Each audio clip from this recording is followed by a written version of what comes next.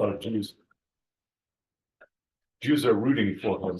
The other I would like going to but it's Saturday, but it's after Sunday. Right. So they're going to the games. Right. Yeah, they have to go in the evening. Yeah, Well, now, The you product- teach at the U. product you think- I teach at the U. Yeah. You work, Yeah, doctor at the U. we got some use. You're surrounded by youth here, Suzanne. What the? Always vote for the youth, unless they're. You do not seem like the kind of person I've seen one. as wildly liberal and crazy as you are. What for the youth? Why? Because once upon a time, that was the decent thing to do. Oh, yeah. I went to school. Let's just say, well, most people just said, at purple, just thought, well, just, I've worn this for a while. There's our wonderful group. Thank you all for being here. Excited about tonight, having Nan here, who's right there, and she's gonna move over here pretty quick.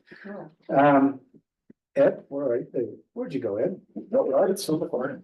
Welcome to our home, back in the hall, and we'd really love to have,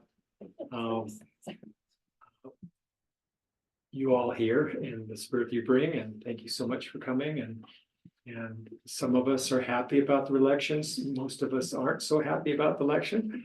But either way, at least we didn't have a civil war, right?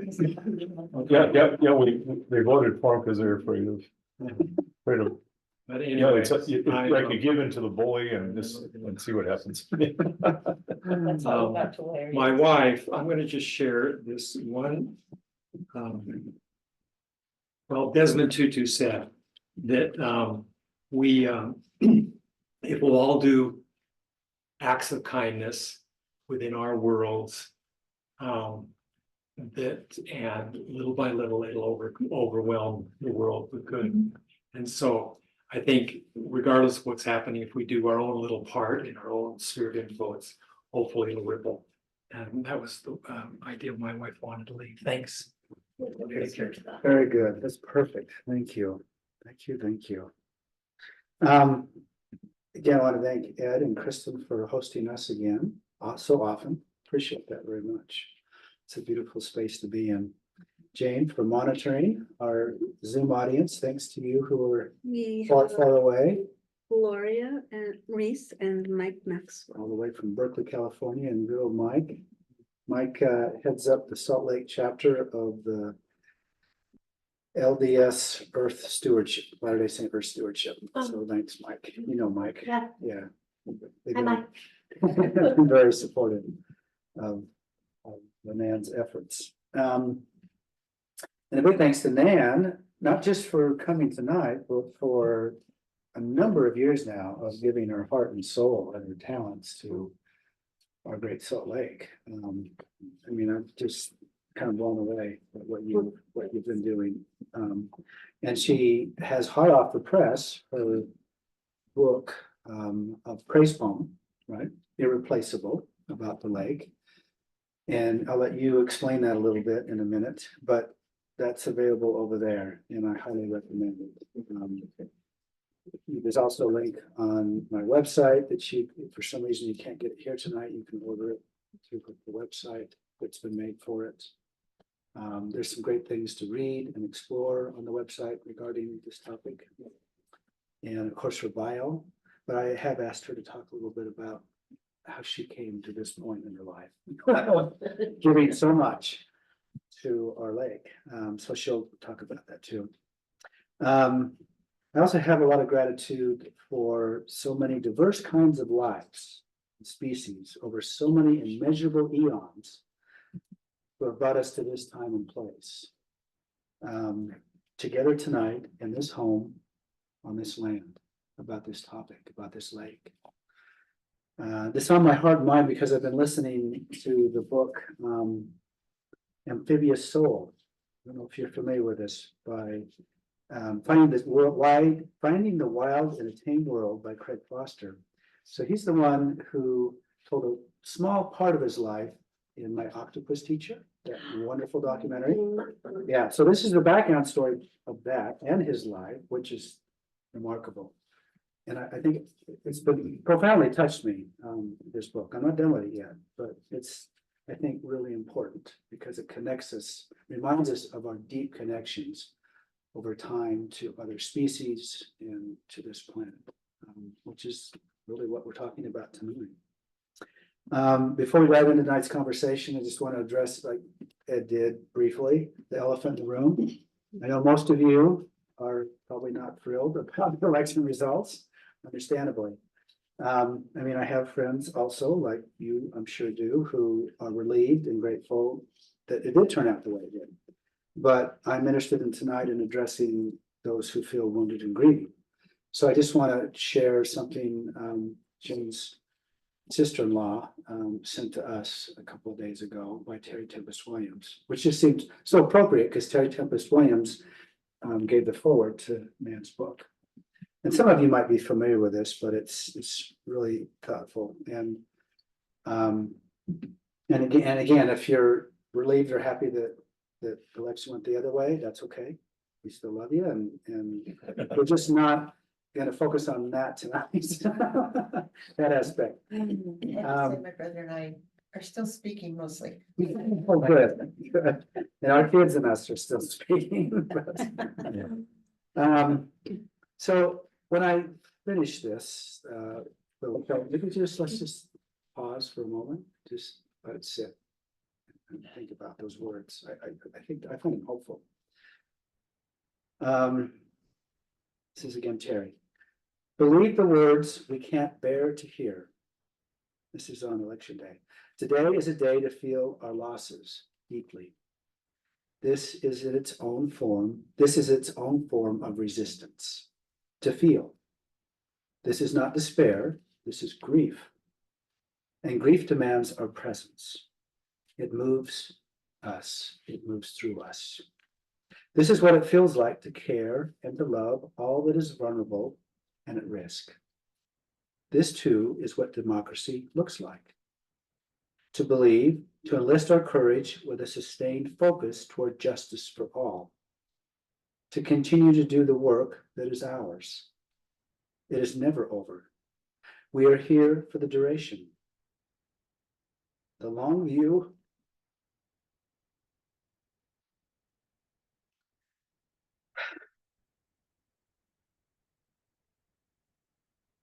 The long view in the desert is the seedbed of inspiration. The revolution is ours. It isn't what we thought it would be, but transformation comes in unexpected forms. We will meet this moment with the gifts that are ours. And we will take care of each other and not look away. This is not the end nor the beginning. It is the truth of our lives.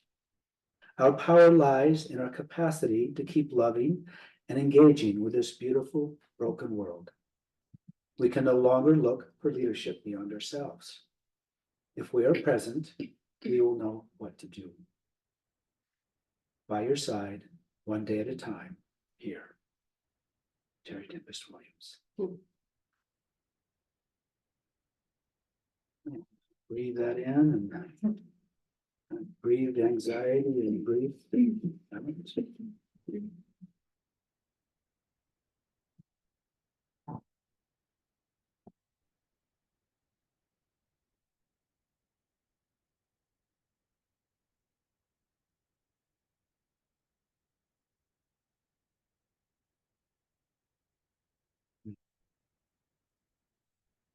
So, dear friend Spencer, with this morning's notice, sometimes I don't think carefully enough through these events. I thought we should have some music. And so he graciously consented to come up with a song that he said has given him some comfort. Yeah. The last few days. So very grateful for that. And after that, we'll turn the time over to Ian. At the risk of interrupting that beautiful or changing the tone, it's in the same subject. But this was something that in my sort of post-election journey, came to me by the guy named David Wilcox, an artist, musical artist. And it's a poem and a song. And the juxtaposition is important. And that's what's been playing in my head. And so that's been helping me. And Jay said, can you play something tonight? I said, well, I'll try to play this. So the poem first and then the song. Imagine Mother Mary quite contrary. Wake up, she said, you dreaming fool. Don't throw your life away, because life's too short and you're too smart to want to hurt yourself that way.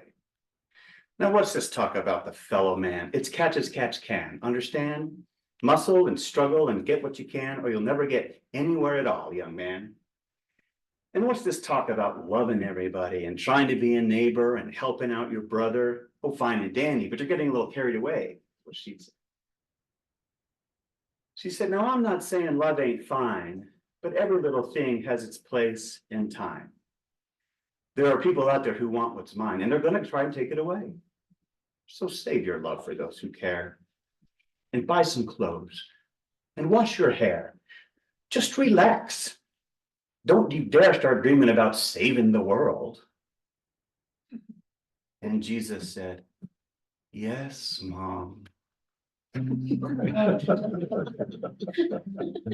well, that,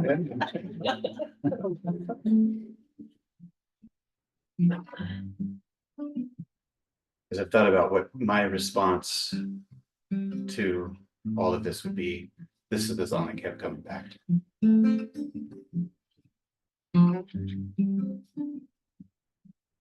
Do I dare believe and let love lead my life? But I not believe, leave that love behind. Do I dare believe and let love lead my life?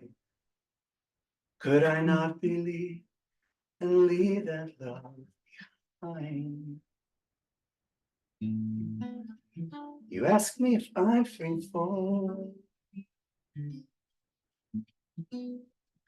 You ask me if I'm true. I answer with a question, 'cause it's all that I can do. Do I dare believe and let love lead my life? Could I not believe and leave that love behind? Do I dare believe and let love lead my life? Could I not believe and leave that love behind?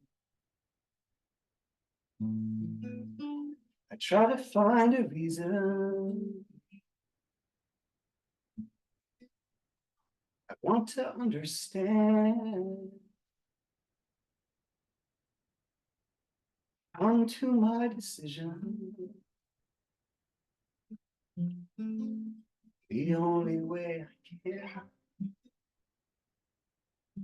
I will lead my life in light. I will lead my life in love. I will let light lead my life. I will let lead. I don't have all the answers. I can't explain it all. Not sure where I'm going,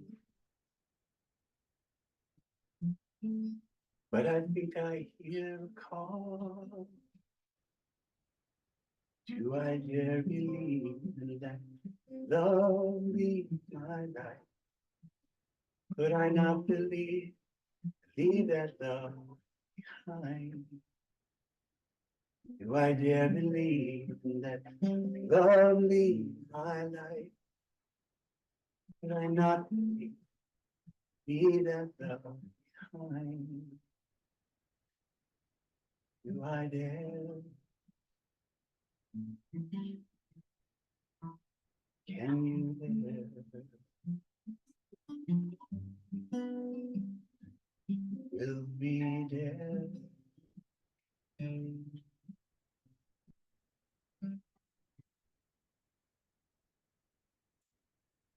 This is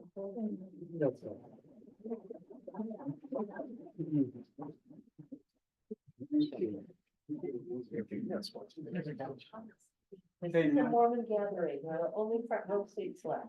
Please sit in the front. You're lighted right there, all right. There's a seat there. You can sit here. That's gorgeous, thank you. It's a beautiful song. There's a couple spots here, looks like there's a spot there. Hello, friends on Zoom. Hi, I'm really glad to be with you.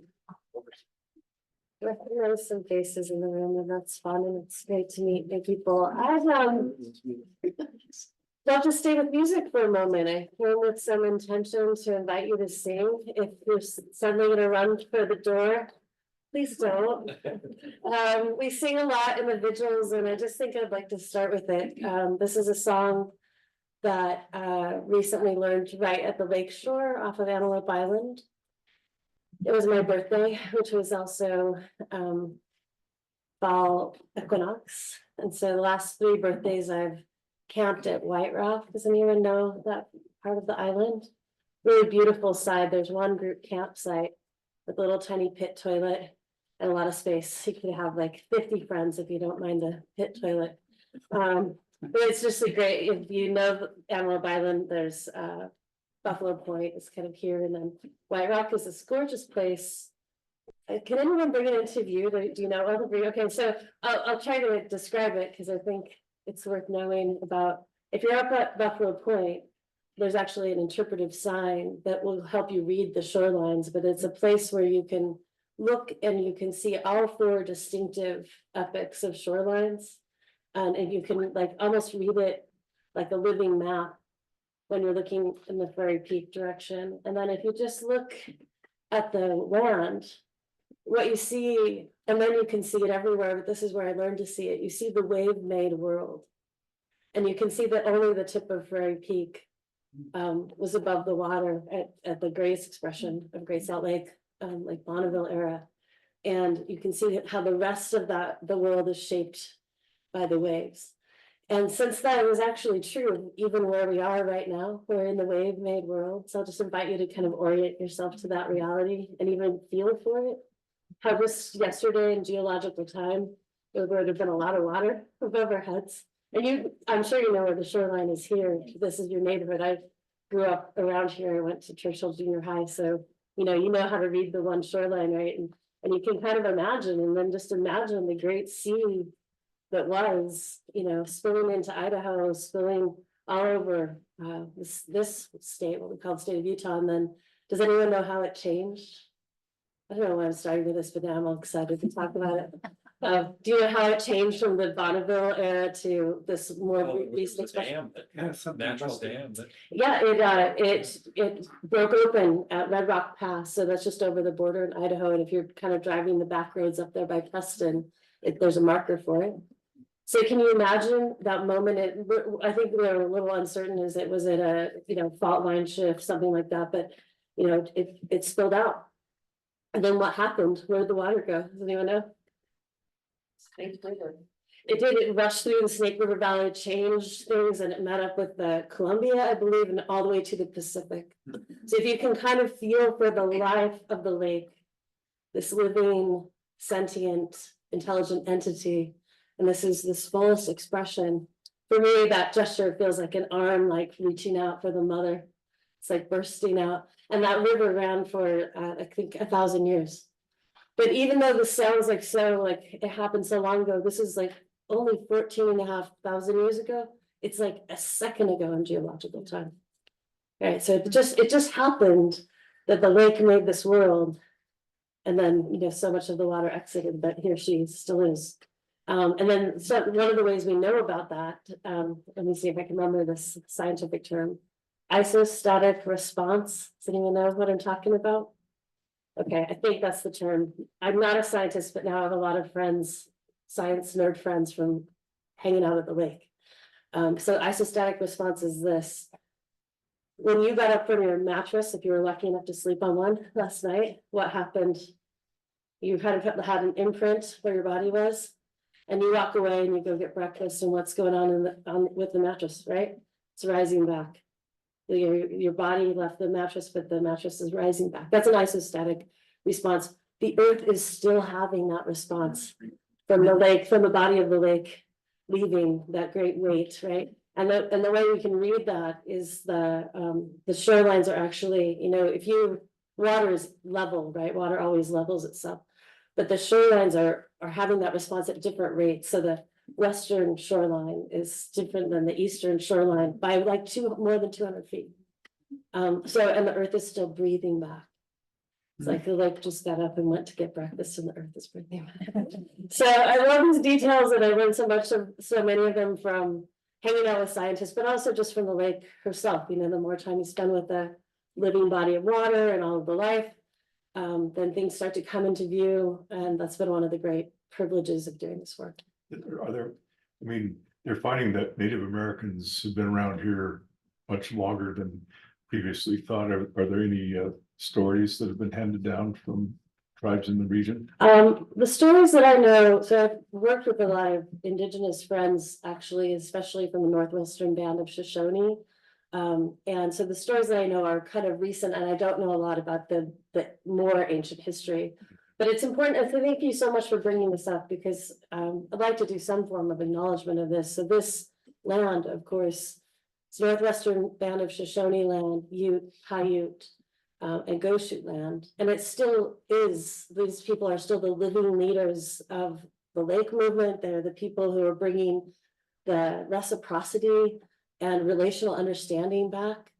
But also it's the unceded and ancestral land of these folks. But a really beautiful detail, especially about Antelope Island, is that the origin stories of the Shoshone and Goshute people, according to those origin stories, the world began on Antelope Island. There's a story of two women actually on an island, and then a coyote comes, and I won't tell the story because it's not mine to tell, but that's like how people came. So it's very sacred. It's a place of like, here's where the world began. And it makes sense. And the more time you spend there and the more time you spend with the lake, the more you do understand that in some way, this is the center of this world. If the world is a bioregion or a watershed, which it is, and it is, and also the whole planet. But you know what I mean? Like the way we understand worlds is it's narrative. So we have a frame, and we're like, this is our world. So you can really understand how it would begin on Antelope Island. What a beautiful question. Thank you for asking it. Mine won't be beautiful, but. Oh, well, we'll see. So it was salty, Lake Bonneville? No, it was not. It was a fresh, Okay. if it was salty to much less extent. There were all kind of different kind of animals in it, different live forms that could tolerate, or the need of fresher water. Were there islands? Wow, that's an interesting question. Well, Prairie, so you could read that. I don't know how many, but here's the one I know, because you can see when you read Antelope Island in a geological way, you can see that Prairie, the peak of Prairie would have been an island. So you would have, and the very tip of Antelope Island was an island. And there must have been a lot more if you think of the size of Bonneville, right? So there were probably all kinds of islands that are throughout the state. I don't know at what sea level it would be true, but I'm sure there were many, actually, the more I think. I've never thought about that. The Ochre Mountains might have been an island. Yeah. Oh, well, actually, right, the whole range was probably a big island, like Antelope Island is a big island, like a spine, that feeling. Yeah, gorgeous. Okay, I said you were gonna sing, and I think you purposely distracted me. I feel like see away from it, but I still want to go back there and start. And then what I hope we'll do together is read some poetry. I can tell you the story of the vigils. I think it's a bit interesting to get that frame, maybe before or after the poems. We'll bring some from the book. I really want to write a poem together, maybe two. And I brought little slips of paper, but we're gonna need pens. I didn't bring pens. Do you have pens? And we'll probably get to that in about the middle. But I think something that I've loved to do, and I've done with lots of groups of people, make collective poems. Joe asked about a prayer, and so I want to say this, that prayers and poems to me are like the same thing entirely. Like, and that might not be true to everybody, but poetry is a distilled expression of sacred attention. That's how I understand poetry. Say that again. A distilled expression of sacred attention. And so it's really friends with poetry and science are friends because science requires that same kind of attention. And all the scientists, almost all the scientists I know, I think this is really true, they know well. They're also like, they wouldn't claim it, but they're secretly poets, and actually quite a few of the poems in the book are written by scientists who would never call themselves a poet. But they're employing that level of attention, which is also love. Right, but they have to say it in a different language, so they're kind of relieved when the poets show up because we have more freedom. You know, scientists are really constricted in the way, but of course, like they're bringing something so essential. So I love the friendship between poetry and science. That's been one thing that's grown for me over these years. And then I would say that the friendship, kinship, relationship between poetry and prayer, and all of these poems are prayers. I mean, we could talk more about what prayer is, but I think about it a lot. So I just want to say, we'll write a poem, it will be a prayer. We'll put it out there. Okay, the song that is coming, so I was, look, watch me come all the way back full circle. I was at the lake on my birthday with a bunch of folks and at White Rock Bay, and we walked out to the water, which takes quite a bit of time, even now, even though it's up from when I started Vigil 3 years ago, but it's not that far up, you know, kind of has come back since those big winters. So it's a long walk out there. We got out there and it was just this beautiful thing was happening in a wave pattern where the waves were coming from two directions, you know, they were converging. So they were making these diamonds in the water. It was coming in diamonds and just like sparkling. It was just such a lively, gorgeous thing.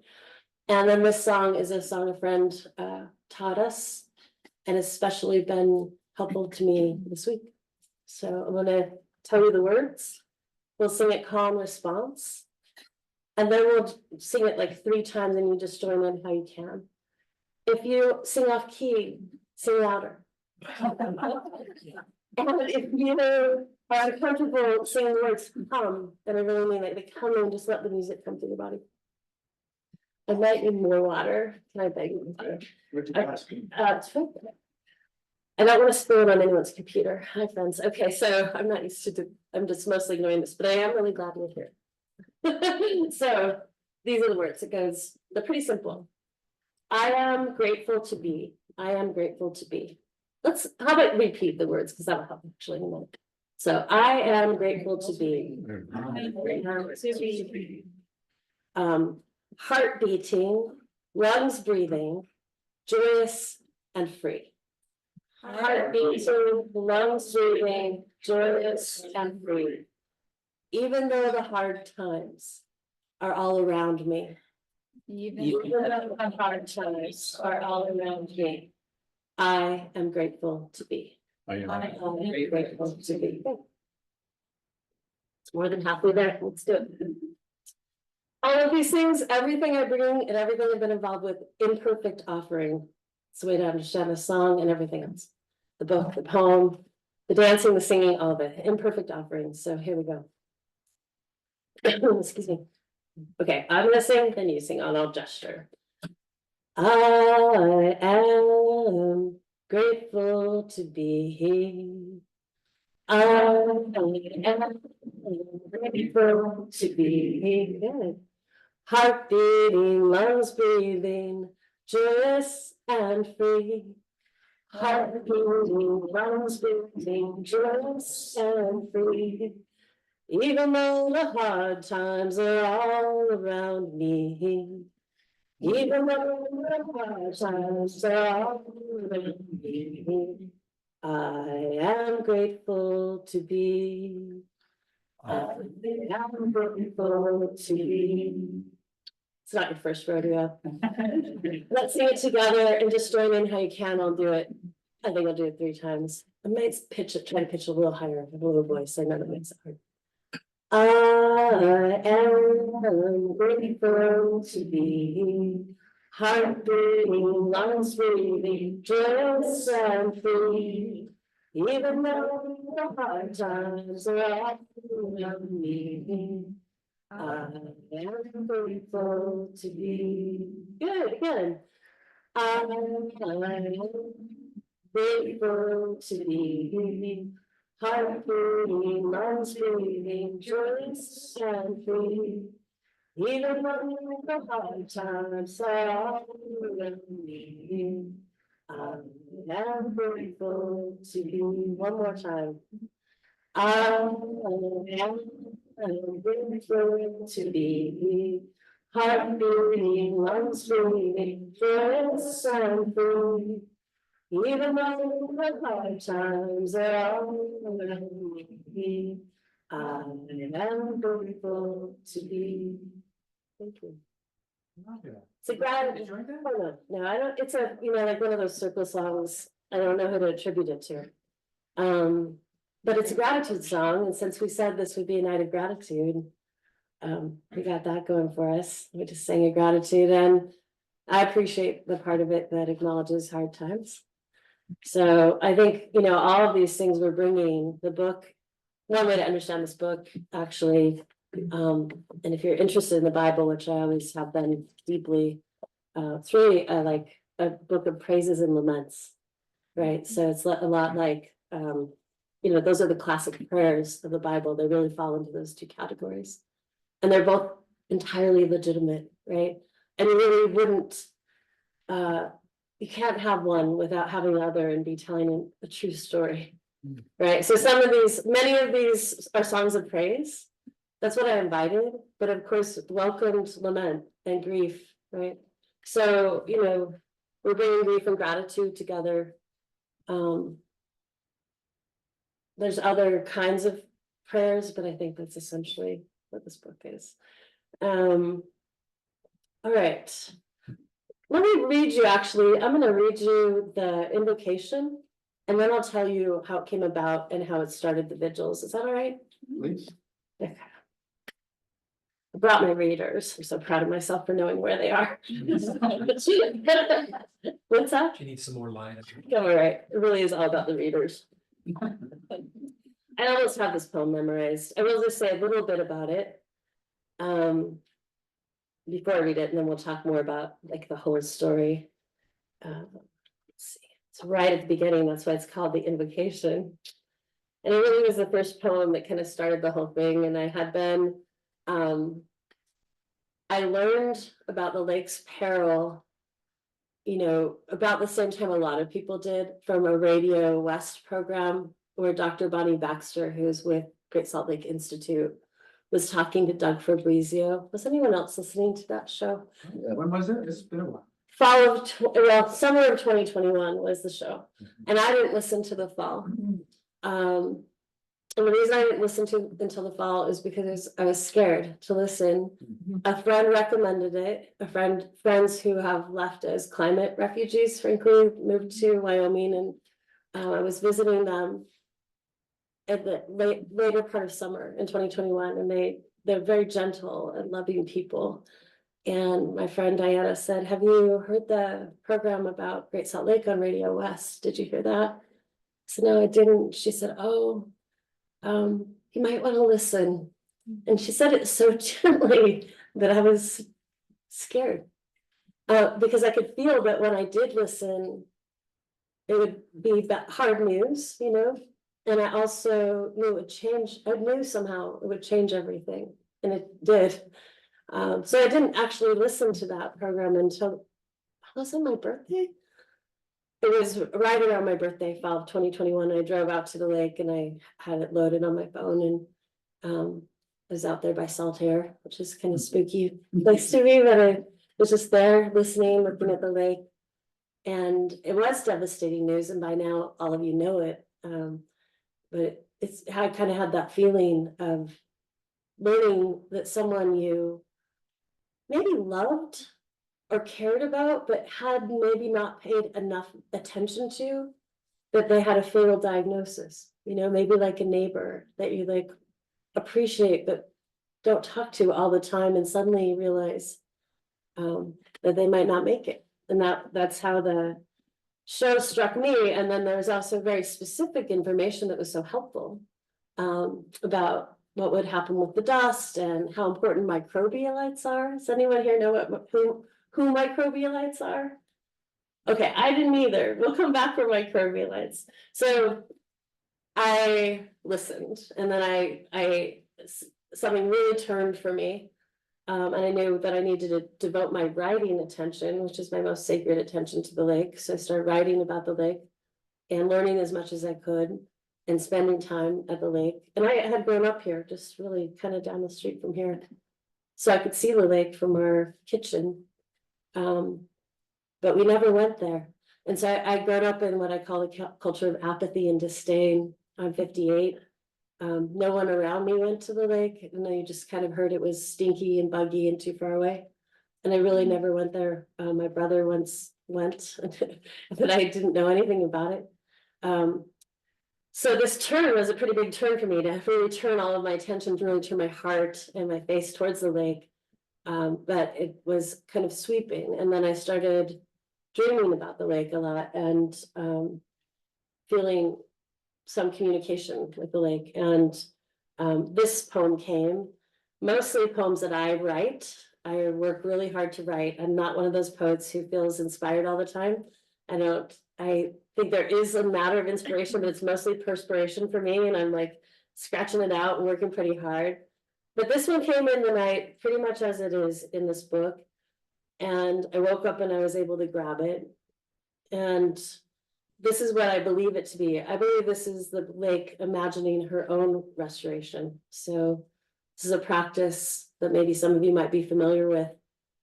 If someone you care about is in peril, or their life is in a really tough place, one way of praying, really a very active way of praying, is to imagine their bright future, to imagine the bright future for them.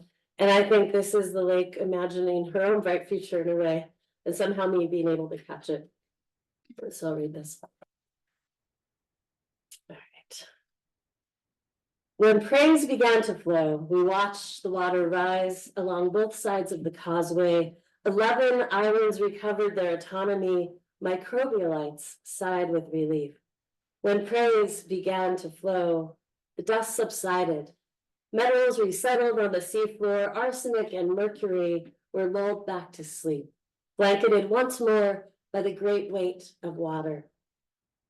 When praise began to flow, 3 rivers rushed forth unhindered as greed relinquished its grasp, and fat flakes of snow tumbled into the great body, becoming clouds, drifting into peaks, making snow and more snow, and then creeks, then rivers, then lake, and then lake effect, also known as sustenance, also known as snow, and the waters did not desert us when praise began to flow. When praise began to flow, we remembered 4th grade field trips, picnics run amok, spirited floats and salt-encrusted bodies. Boats bobbed back to their docks. We recalled how to sail. We could taste our first kiss. We remembered a day we didn't die. When praise began to flow, we gathered and told these stories, and a culture of disdain released its chokehold. Our eyes shone with love and even reverence, which began to grow when praise began to flow. We sorrowed over the way we had shunned her irreplaceable body and vowed never again to part from her company. And the love we felt for each drop making a way to her whale heart became unfathomable. When praise began to flow, we thirsted for the names of birds. We learned the mouthfeel of the words grebe, avocet, willet, pelican, curlew, stilt. We observed their long dives, sudden swerves, and bright eyes. We noted their cries and habits. Tracing murmurations, we drew love beyond naming. When praise began to flow, we felt the genesis of our feathers. We felt water return to the sea of ourselves. We felt a swell in the lake of ourselves. We felt the surge of our rivers. We felt tidal. We felt primal. We fell with the snow. We grew ocean-hearted. We began to know we had never been separate and thus could not be parted.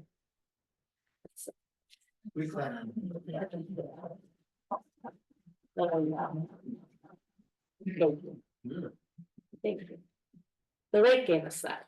I mean, I just have to say, there's plenty of poems I wrote, but the lake gave us something. Make sure that doesn't fall off. Okay, so that came, and then I had the notion that if I invited other people to give details or lines of poetry or whole poems, that we could gather 1,700 lines of poetry. And I chose that number because I asked my scientist friends what size, at that time, the size of the lake was about around between 800 and 900 square miles. And I said, well, what would it be if it was restored? So obviously very shrunken, right?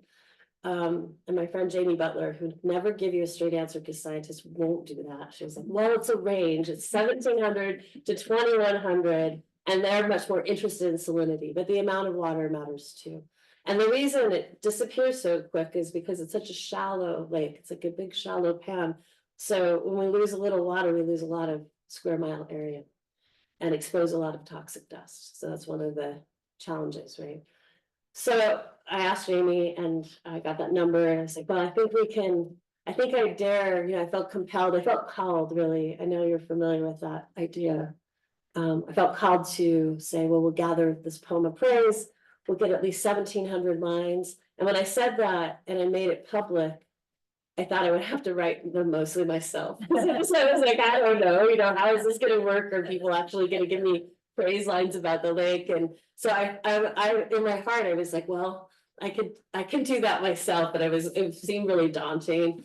And I started telling people and I put it on my website and I used social media to invite lines of praise. And sure enough, they came, like really started to flow. Praise began to flow and it came from all kinds of folks. And I thought, well, okay, I have a writing community, the river writing community that I've been meeting with regularly for a dozen years. And, they contributed a lot and I held writing circles and asked people even just to give me like one line and then would weave them into these collective poems that are called choruses in the book. But anyway, there's now this book, this is the first 2 years of Irreplaceable is the name of the whole poem. We read it on Antelope Island to the water each March for 3 years now. And this is the first 2 years and it's more than 2,500 lines and there's more than 400 voices in it. Mm. So there, like, if you go through the book, there are like 60 named poets who they contributed a whole poem, but there's a whole section of choruses. And what the choruses are, in some cases, like the first rally we had was on Zoom because of pandemic. So we had a rally on Zoom winter of 2022. And I asked people in the Zoom rally to just put a detail, but a very specific one into the chat. And then there were 150 different lines. So we were able to retrieve them from the chat. Terry Tempest Williams was part of that rally and really, I think her reading kind of seeded that kind of detail, right? Thank you so much for bringing her voice. She's been such a champion of the book and of, the world, the living world that really showed up in many gorgeous ways for this project. So of those 150 lines, I took them and I arranged them into kind of a rough terza rima, if you're a poetry nerd. It's like, it's a rhyme scheme of triplets kind of. So anyway, that course has 150 voices in it. That's the largest one. There's one with 80 voices from a Friends of Great Salt Lake gathering that I attended and asked people to write. This might be a good moment to actually do our little poem. Are you game? Are there pens? Sure. Okay. Some good writing. I thought too, and here's a really important thing. It doesn't have to be good. So everyone can give a detail. There's nothing like, but here's the hot tip, specific. Just make it specific. So I'm asking you to name one thing you love about the lake. And if you don't have a relational, familial, kind of, close relationship with the lake, choose a water body in this watershed. All right. Because that's just as related, actually. So if you love the Provo River or you love Utah Lake, it's all one watershed. And that's a really essential way to understand it. So you might name a bird, you might name a land formation, you might write a line about an experience, but it's just something specific. That's what matters the most. Okay, and then if we have time, we're going to do a second one. So let's see how, I think those will go around the room. Just take one little strip and just Name one detail. That's really what I'm asking you. Name one detail, something you care about related to, oh, Want some this way? yeah, let's just, and then if you end up with extras, send them back this way. Or if we need more, yeah. So one specific detail.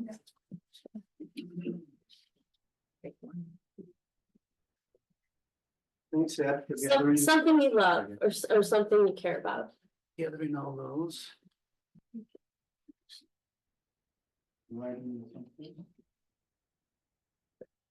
Everybody. Oh, and please write legibly as you can. Yeah, that was the asking for a lot. It makes a big difference. Pen? No, I have a pen. I just want to buy one of your books so I can write on it. That's great. You can just scrabble it and work out the payment later. There's a Venmo over there. What's your return policy? No, we can. I'm just kidding. I don't know that. Right in it. Yeah, don't write it.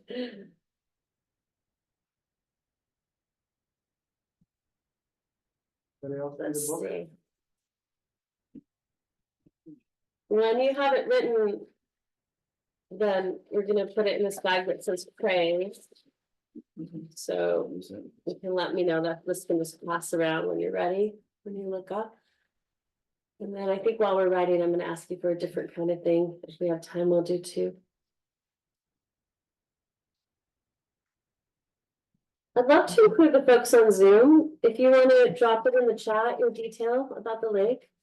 Just one thing you love, one detail. And I'll let Jay retrieve it because I don't want to touch the computer, but we can put your details in too. See, there's a chat. Okay, I'm touching the computer. We'll see it won't blow up. Chat. Yes, I think.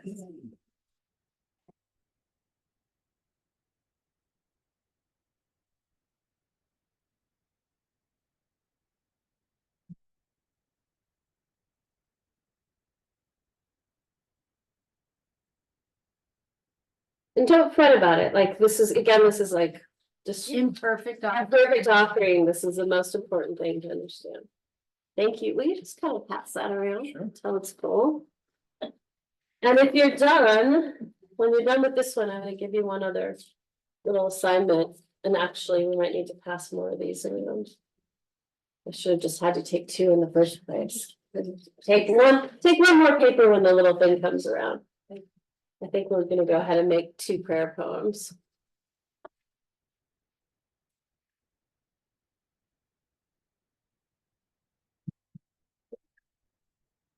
The second one is entirely experimental. It came to me this morning to try it, so we'll see. The praise one is a little more familiar.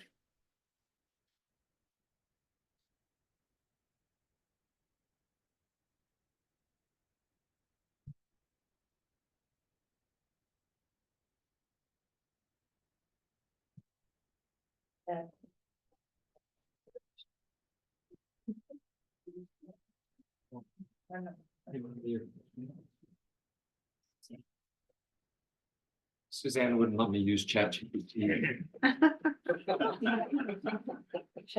I thought Has no Chat fault. GPS, so I'm totally out of it. I couldn't be more removed from that myself. I don't want it, frankly. I was telling her that my wife sponsored her organization sponsored it. And it's a contest at Salt Lake Community College, and the winner used ChatGPT. And she didn't want it, but there were 7 independent judges and they all voted for him, and she just, use it. Oh, wow, that's intense. But Yeah, I don't. She figured it out. She was. Oh, good, Mike, I see your wonderful, and it's got it, great. There should be more slips coming around. Are the slips coming around? Where are? So I'm hoping everyone has, I want everyone to have two. I Slips. see more or two. Just, no, a second one. So we just need one more, and okay, they're coming around. I'd love an apple, thank you. I'm sorry I didn't just have you take two in the first place. That would have been tremendously more efficient. Does anyone else need to put their detail in from the first round? I do. I'm gonna put my thing. Oh, okay, great, thank you. So that, the first round is here, and when everyone has a slip for the second round, I'll tell you what I'm asking for. So it's the same thing. a second one? It's not the same thing. What was the second one? I'm sorry. I haven't said yet. Oh, I'm just waiting until everyone has a slip. okay. Everyone have a second. Who needs a second slip? Great, thank you. Thanks for facilitating that. I really appreciate it. So nice to have that.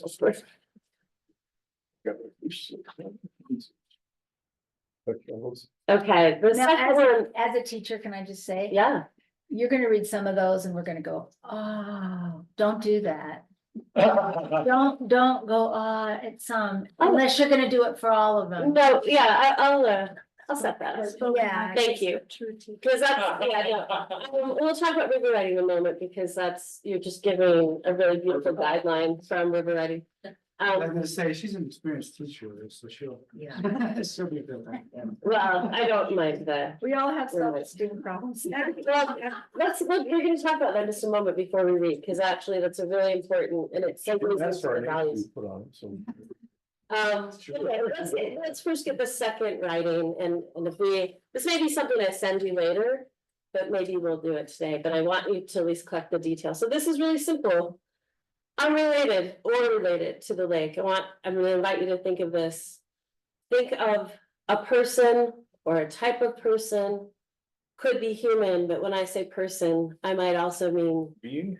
being, right? Any kind of, I think of birds as people, I think of the lake as a person. So if you do, you can include that. If you want to keep it to the human realm, that's fine too.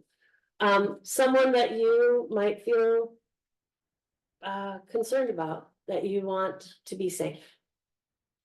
I think I'll just leave it at that. So just, it might be a name, or you might want to describe the person, depending if you want it to be public or not. So if you don't want to name a person, you could maybe, the mother on the corner and her 2 kids would be something I might put in, or my older neighbor who is struggling with health.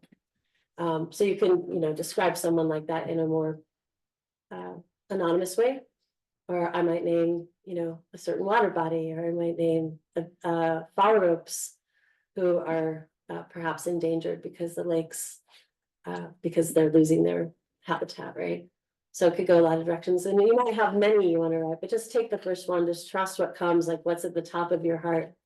It's a prayer for the safety of a being or person. And even you writing it once, even if we don't read it together, is a prayer.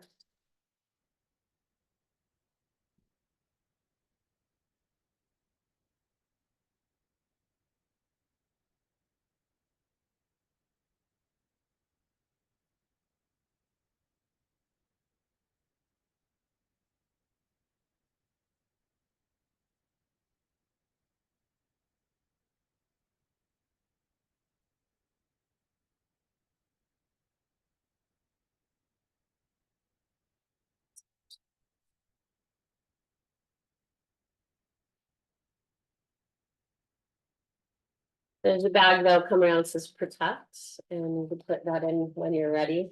Maybe it'll come around a couple of times. We'll see how this first one goes, if I can manage to. Depends on the tidiness of your handwriting, my friends.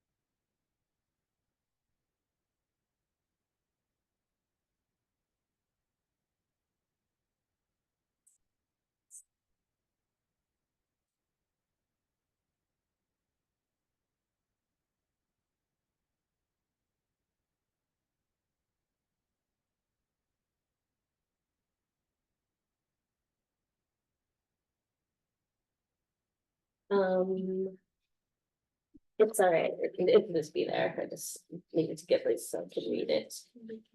Oh, sure. The second set. Yeah, I collected this first set. Okay, friends, where's the second set? Let's get it. Oh, we're gonna pass it around and everyone put their Yeah. name in, their paper in it. The second set is coming around and you'll just put your paper in it. He's writing a novel, so I'll. And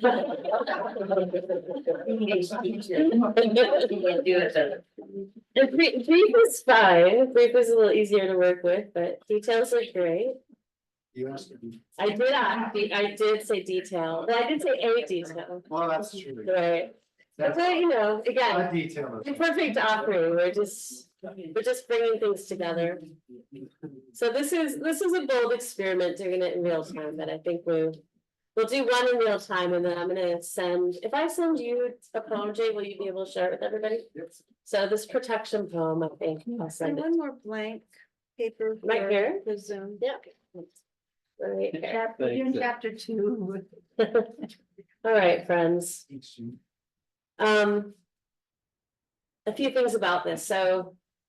I appreciate the kind of the guidelines. I want to share with you the guidelines that we use in river writing. So river writing is the foundational practice of where the poetry came from or how I gathered it. There's some beautiful agreements.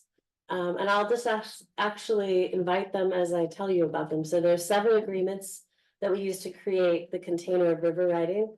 River writing is meant to be a generative practice, not a revising or finishing kind of practice. When people say writing, they don't usually break it down, but there really are, for most people, there are 2 parts to writing. And one is just to generate the material to work with, right? It's just to open up your creativity, bring it to the page. It's a really important part of writing. What can get in the way of that quite often is the idea that the revising has to happen right away. So that the kind of editor, we'll call in a friendly way, sometimes mixed in with a voice I'll call the inner critic, can really like jump in too soon. And a beautiful essay, if you're interested in this, is by William Stafford, the poet William Stafford, who has passed. He was a great American poet. And he wrote about, it's just called A Way of Writing. And he wrote about how he wrote a poem every morning before the sun came up. And he did it for so many years. It's like an incredible body of work. And this is how he did it. He suspended his judgment. He said, right now, he said, I am headlong to discover. I'm writing to discover, right? Later, someone can judge it. I might judge it later, he says. But not right now. So we're in the part right now, like what we're gathering right now. We're headlong to discover. We're just finding out. Did everyone get to add this? We're just finding out what's there. And if we could spend a whole lot of time and we might really enjoy it, revising this, right? Like kind of distilling it. That's a lot of what poetry is distillation. You let a lot fall away. And then you might play with it on the page. And I might do all of that later. But right now we've just written to discover and we're kind of having our first go. So river writing is meant to generate like that.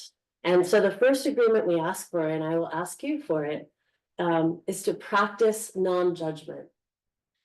Externally, it just means we don't comment. We'll just say thank you. Thank you is the only comment. So we'll even try to like back off of the gasping and all the kind of thing. Well, this kind of as suggested earlier, right? So we're just receiving it without comment.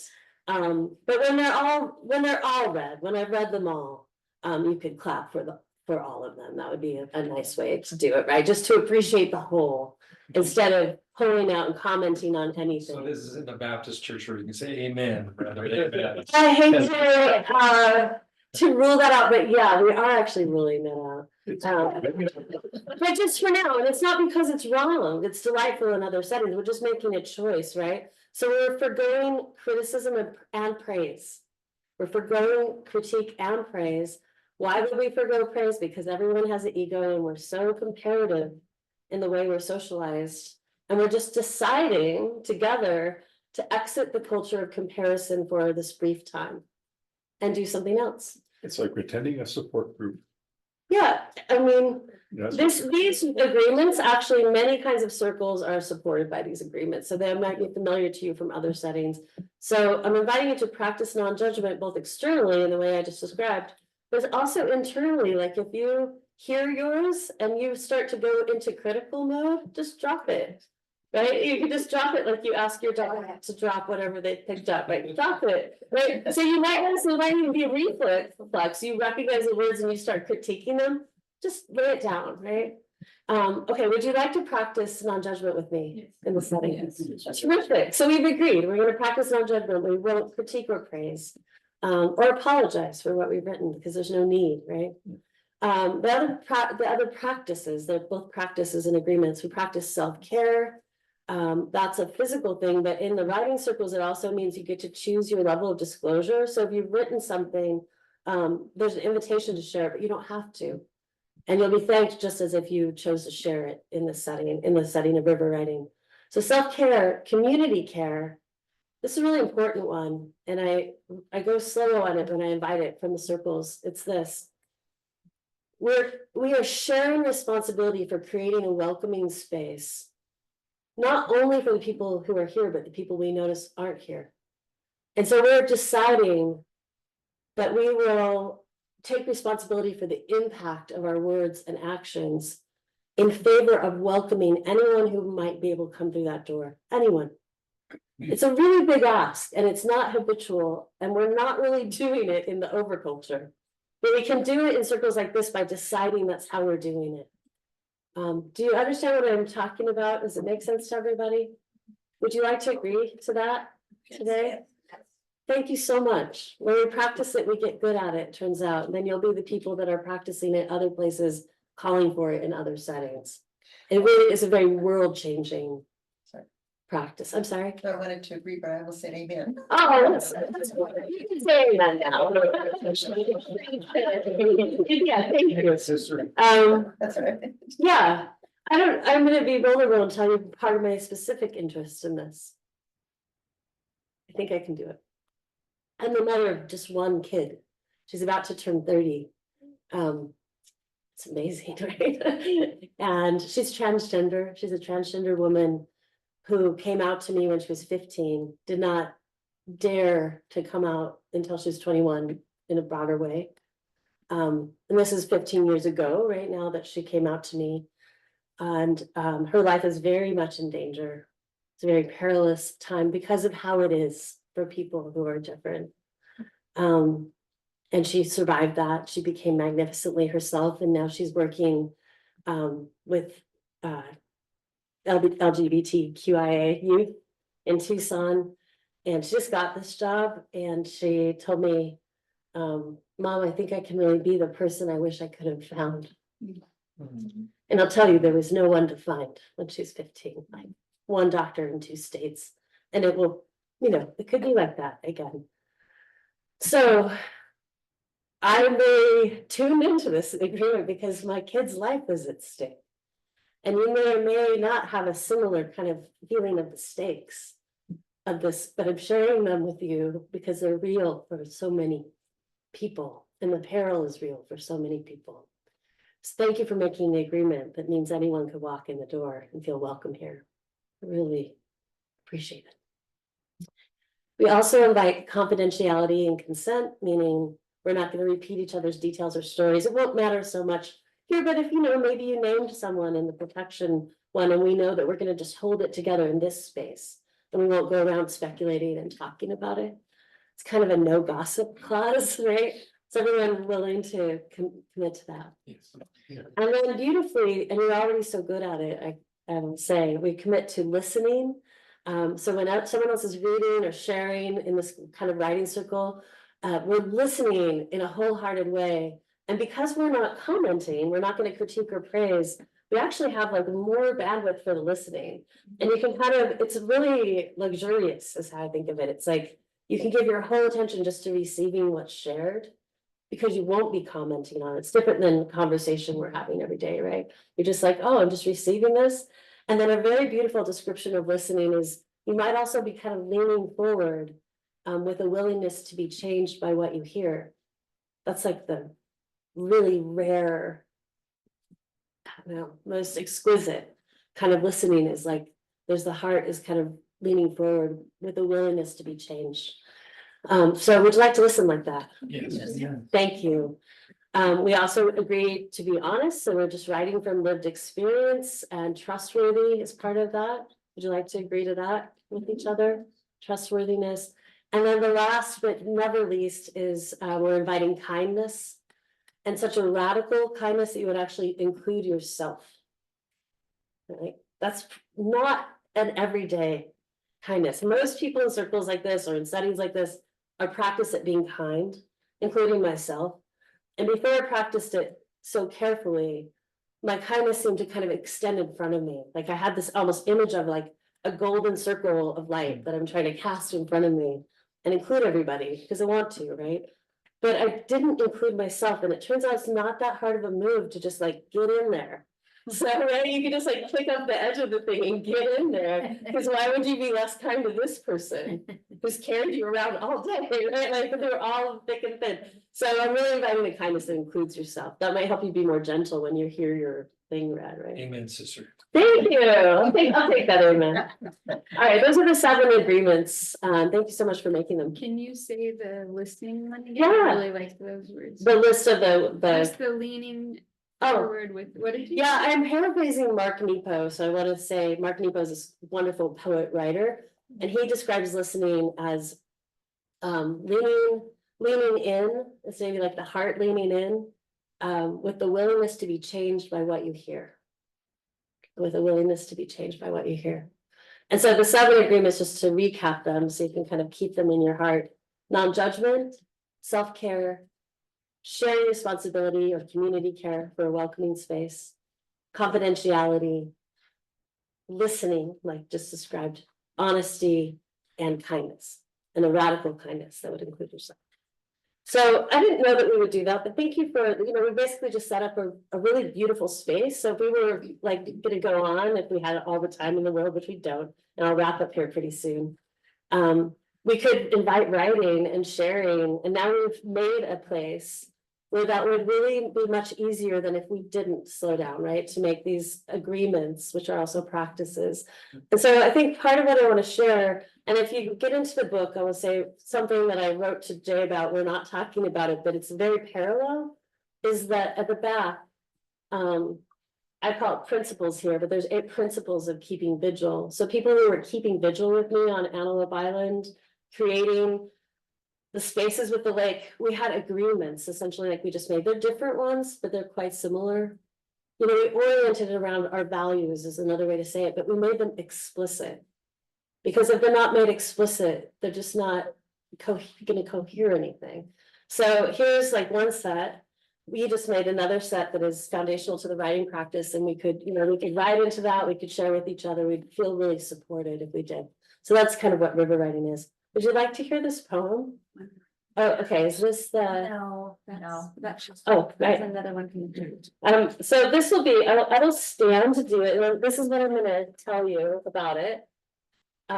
Usually I might have trouble reading or writing, that will make me go a little slow. And if it's longer, I'm just gonna pull out one detail. But when I go home, and it will take me a week or 2, I will actually I'll transcribe the whole thing. And then I'll work with the whole thing. But for this reading, so this is a poem in process. And we'll call you the Poets of Place of this night. So the Poets of Place, celebrating the lake or the watershed of Great Salt Lake, have written this poem of praise. And I'm going to share it with you. Maybe I will stay seated. I think it'll be easier. Crowdsourced. Okay. So I will be dropping words if you hear yours and you're like, that's not the whole thing. No worries. We'll work with the whole thing. But right now I'm just going to read a little shorter version. And basically what I'm doing is I'm also just adding the word praise. All right. So I present to you the praise poem of the Poets of Place from tonight. In praise of Great Salt Lake. Praise a memory of the sky full of flocks of pelicans. Praise the hike pathless, we pass sunflower and mushroom. We arrive at a place that spreads wide with salt water to the horizon. Praise Missing the ocean, glimpsed when I was young, having seen the Great Salt Lake many times over 45 years. Praise walking the west side of the island in the rain. Praise the time I went there. It was stinky. I'm stinky. That means we're alive, me and the lake, living here together, being stinky. Praise because the birds. Praise the heavens, Mother Earth, returns swooping, gliding, soaring, diving. Praise crunchy, salty steps. Praise floating on the endless glass. Praise peachy orange and lemon ribbons as our sun slips from view and takes them from us. Praise a glimpse of wild from inside a metal airplane. Praise Western grebe chick chilling on mama's back. I squeal, I squeal, I squeal. Praise bobbing, splashing, keep it out of your eyes. The salt is strong, but allows me to float. Warm, happy, like Mother Earth holding me. Praise the day I first met her, Great Salt Lake, hilariously left brine shrimp in my beard. Praise the top of the island, the expansive panorama. Praise the lake swallowing the sun every evening, revealing the path that the sun must follow to sleep behind the mountains. Long before I saw you, your perfume assaulted the salty air with pungent fragrance. Praise. So like a mother, she gives without notice. Always there, always giving praise. Praise salt crusted skin when the water dried. Let me spook myself. Praise full moon kayaking haunts my heart even now. Yeah, man.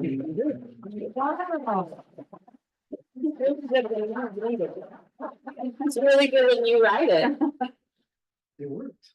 It's beautiful, right? I mean, even if we did nothing different than what I just did, and it's recorded, so that's nice. Praise, friends. That's how easy it is to make a praise poem. I feel there's so much power in this. What I'd like to do is try the protection poem. And then just maybe finish with one more song. Does that sound okay? There's so many things I really want to do now. I didn't have some go. There's so many like poems and songs and stories, and we didn't really talk about the vigils. Maybe I'll just pause here to describe them in brief. So the first one in 2022, after I started this poem, I felt very called to be at the lake. And that was a very specific invitation, and I felt it was from the lake. And I'm not a winter camper. I don't have a camper. I love being outside. But I wrote to the one person I knew who had a camper, and I didn't know her that well. Now we're really good friends. She was in Antarctica at the time. And I was like, the lake needs a camper, so I could stay at the lake during the legislative session. And she wrote back, I was like, I didn't even know if she'd get it, you know, she was in Antarctica, but she wrote back like in 10 minutes. Unabashed, yes. Just such a holy yes. And then I knew it was on, and I was sure it was the lake's idea then, because that was also improbable.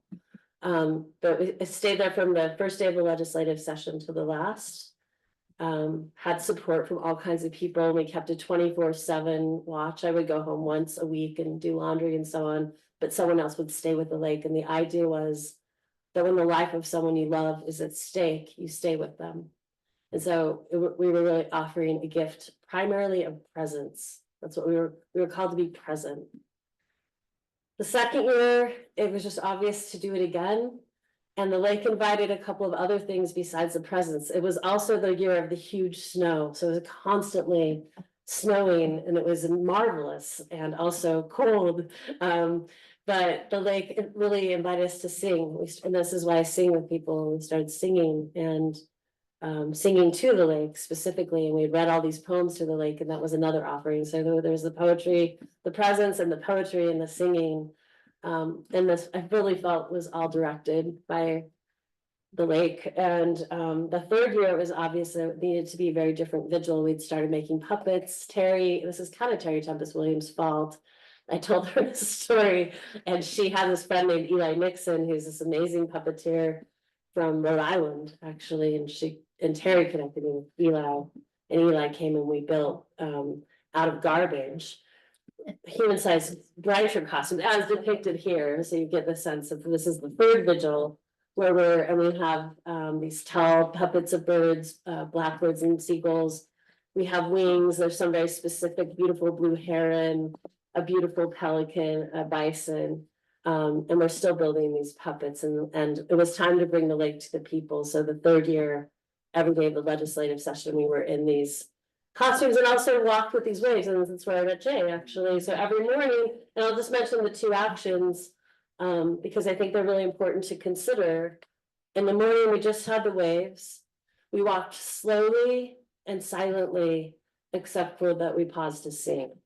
And so it was a very slow, and I think the word is reverent. It was a very reverent action.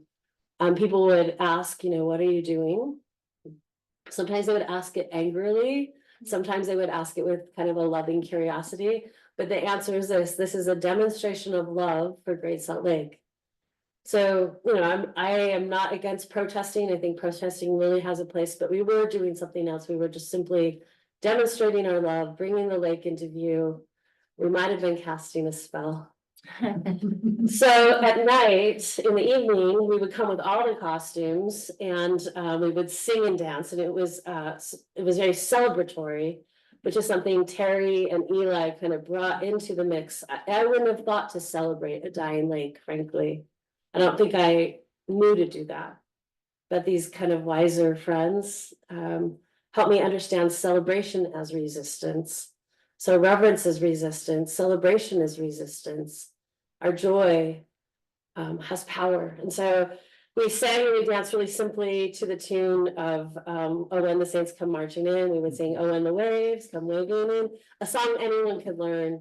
Ragtag band, my brother with a saxophone kind of anchored it, and then one of our older brine shrimp, dusted off her accordion. So we have everything had an accordion, and we had the sax. Really cool.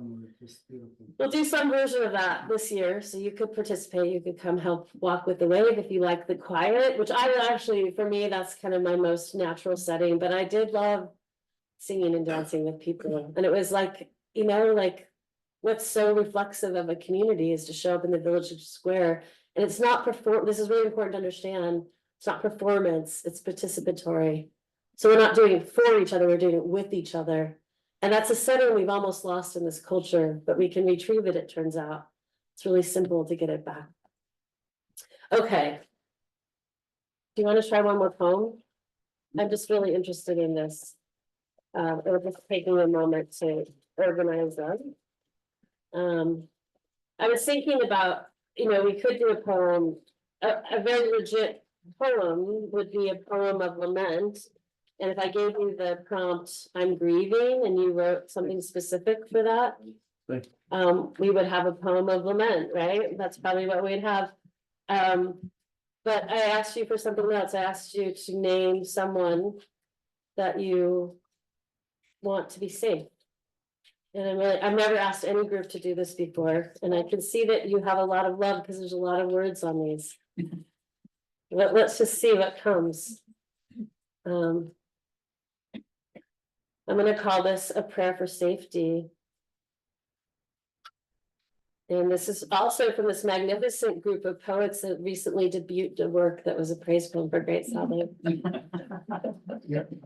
Really fun when you just learned that you were poets all along, right? Okay, we'll see how I can do with the reading of this. I might not want to, with the kind of more visceral details of the lake, I think like grabbing them in phrases works, but I feel like I can already feel that this is something that I won't skip words. So we'll see.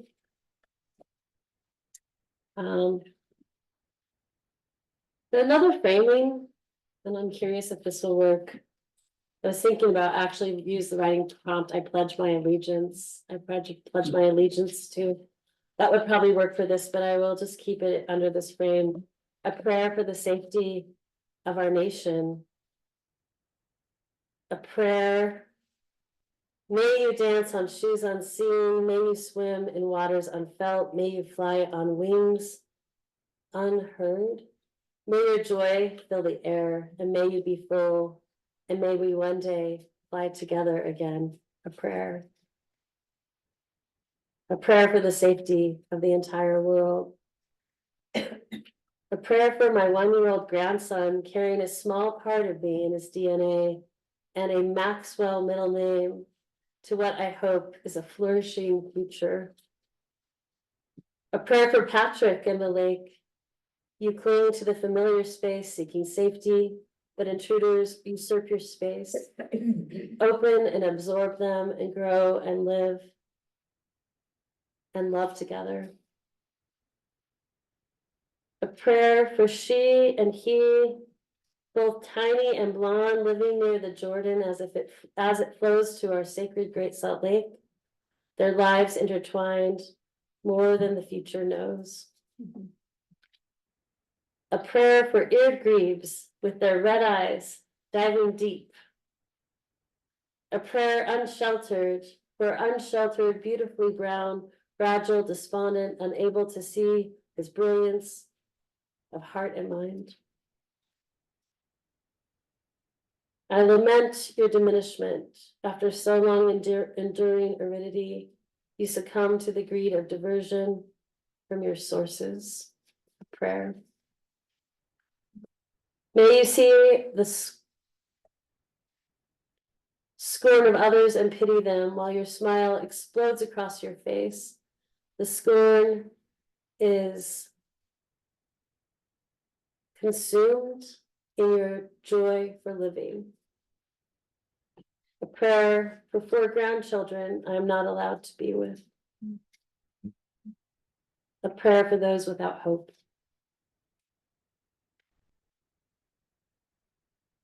A prayer for one who is born into a world many claim will be over within a few decades.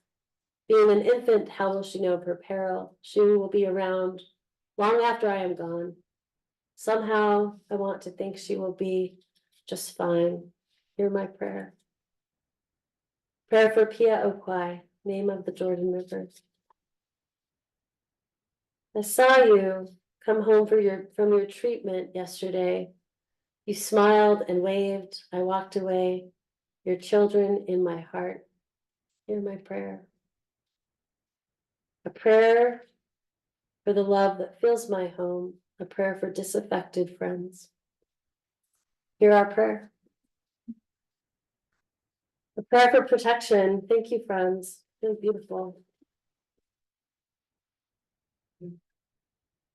I will say this because I want you to know what I meant by it. So my first little book that's over there too is called Prayers Not Meant for Heaven. It was written during the pandemic. And it was just a time where I felt that the efficacy of prayers offered like this could move more directly, like that they didn't need to go up and back down. And so the idea, and it's described on the back, is that these prayers that we share amongst each other, prayers and poems and hopes, any authentic communication, that it does, that it's efficacious. I noticed, just going back to my daughter as we're closing, but there was a time when it was so dark and so terrifying being her parent that I didn't really have faith in what I would consider then my own prayers. But when someone loving, whether they were close to me or nearly a stranger, told me they were praying for my daughter, it was like an immediate source of strength. That's what I mean by prayers not meant for heaven. I think they can be very direct. We can be very direct with our love and our loving action, and all of it to me is a form of prayer. I think I've overstayed my welcome, perhaps. It's really been such a pleasure to be with you and to bring your words and to learn about your poetry and your hopes. I love to close out with the song that we sang. This is actually the song that gets sung the most. We would sing it to the sea every morning when we were wrapping the Capitol with these gorgeous waves, and we would stop on that west facing patio where we could actually see the lake if the day was clear enough. Felt really direct, and we sang other songs too, but we sang this one every time. So we'll try this the same way. You might, if you, especially you're a person who spent time on rivers, you probably heard this folk song, maybe tuned better than I'm going to tune it. But again, we're doing imperfect offerings. So I'll tell you the words, then we'll do a call and response, and we'll do a couple times where you just join in. The words are: the river is flowing, flowing and growing. The river is flowing down to the sea. Oh, mother, carry me. Your child I will always be. Oh, mother, carry me down to the sea.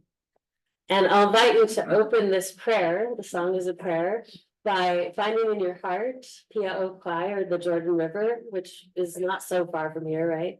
And just kind of offering this prayer to that river, carrying the water to our beloved Great Salt Lake. So I think just finding those images in your heart mind, it makes it so relational. All right, let's see if I can do it. The river is flowing. The river is flowing. Flowing and growing. Flowing and growing. The river is flowing. The river is flowing down to the sea, down to the sea. Oh, mother, carry me. Oh, mother, carry me. Your child I will always be. Your child I will always be. Oh, mother, carry me. Oh, mother, carry me. Down to the sea. Down to the sea. So good. Let's sing it together. You already know it. The river is flowing, flowing, flowing. The river is flowing down to the sea.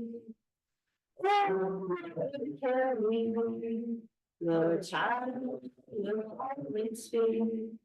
Oh, carry me down to the sea.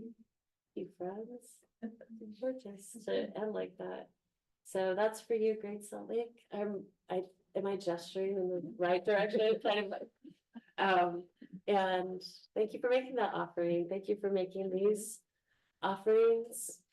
In the book, if you choose to engage with it, I will say just something else that we didn't have time for that I think is really special. Is each section has a kind of a heading, and most of these headings have some questions that are really meant for the reader to deepen your relationship with the water and the life. And you might already be all the way deep, but they're kind of just reflection questions that I think, or I hope, will lead people into a deeper relationship. Yeah, I think one of the most important questions, and maybe I'll just close with this, something to carry home. It's really important to think about how we can fix this big problem, right? And I am involved in an organization called Save Our Great Salt Lake. So, how will we save the lake? And we're trying to answer that question. I'm not dismissing that question at all, but underneath it is one that is all the more significant, and also one that we have all the power in the world to answer, which is, in the face of this crisis, who will we become? In the face of this crisis, who will we become? And I think that layer that you're in part answering by the way you are together, clearly you are, actively creating a community of care and of love, and, that cares about the world. So that becoming, even in the dark, on the darkest day, we have something for that, even in a situation we might otherwise feel powerless in. we have something for that. I recently saw a little clip of Toni Morrison saying it this way. She said, we could behave beautifully. We could behave beautifully. I just keep seeing her beautiful face and hearing her voice. I'm like, we really could. But look at us do it, you know, that's world changing, behaving beautifully, keeping the kind of agreements we just made. That's world changing, probably pretty lake saving too, turns out. Thank you, friends. Thank you.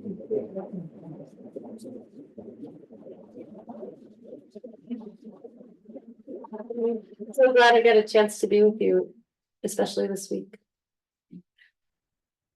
Thank you so much. You made a magical evening, I think. Thanks. Tell him from me and hopefully for you. Well, you all made it. You made two really gorgeous poems. And I'm gonna make sure they get back to you in a way that you can share. Okay. We expect to see ourselves in print. I've done it before, so it's a possibility. It's a possibility.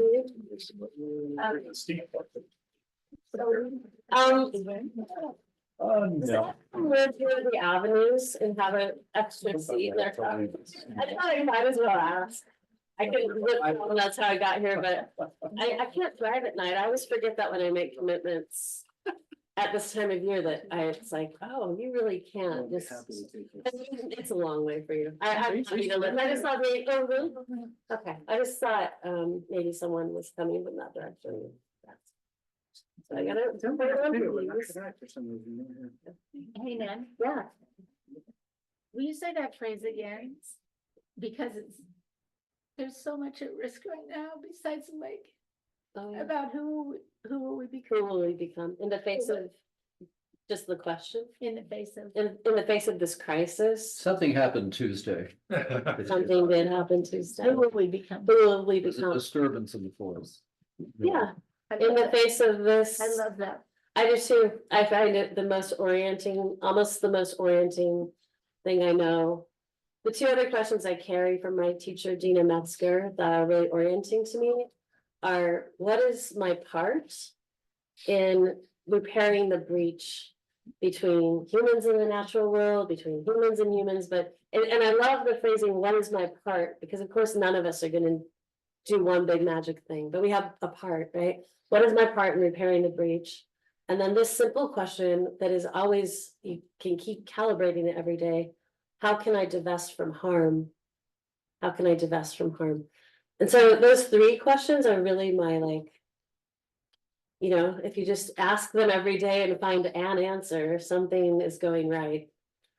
And thank you for caring about them. But yeah, who will we become? We get to decide.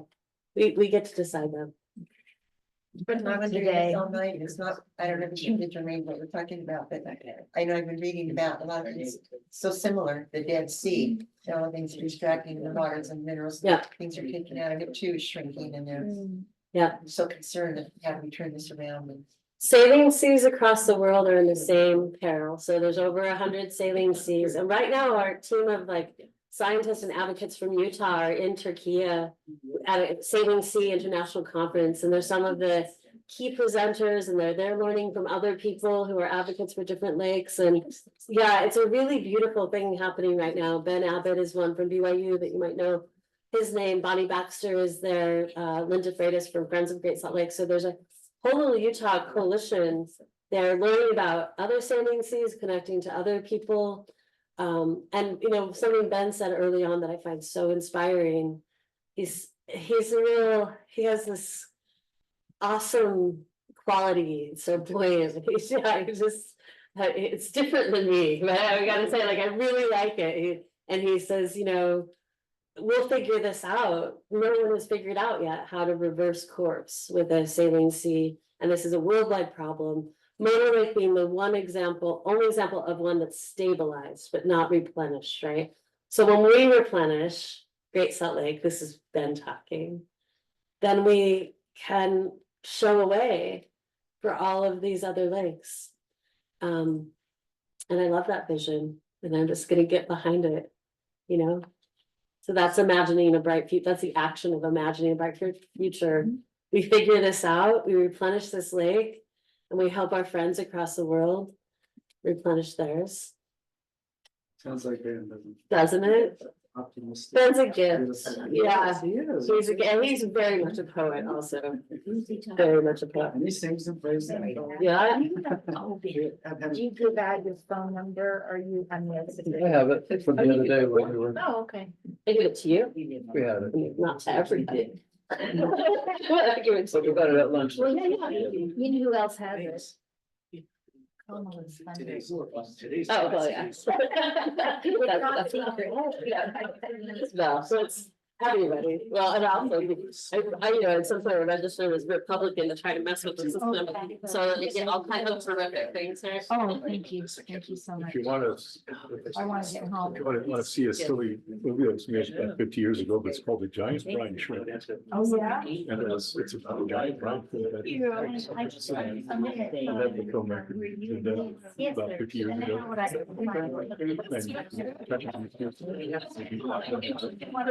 Oh, yeah. It's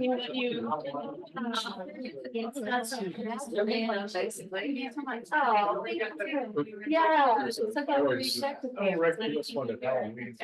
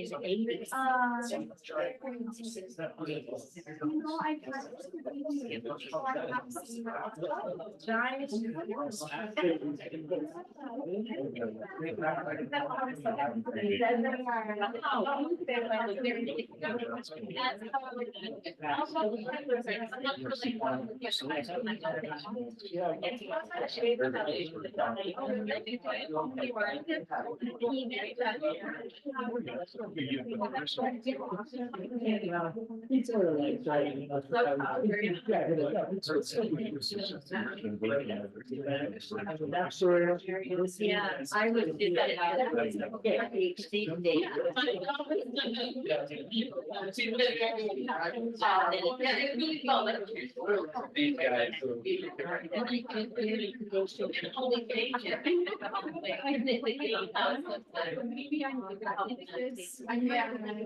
I can buy, you know, here.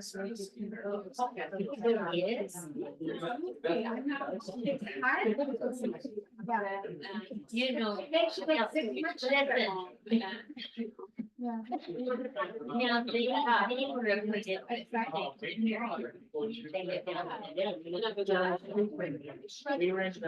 We were in the first ward with them. Before they left. That little lower building. Yeah, Yeah. the kind of strange building. Yeah, so what do we need? The whiting. Wow, they stayed in. Anyways. But that, yeah. we live here. So like saving, it's really like saving. They're still in another place. Yeah. They are, which is a great. It's so fabulous. They got, they go to back and they don't. The part of the road, and the daughter lives there. Oh, wait, Maren, Maren is not. Yeah, so it's moved to. So here's the school. Thank you, Jay. College, Yano.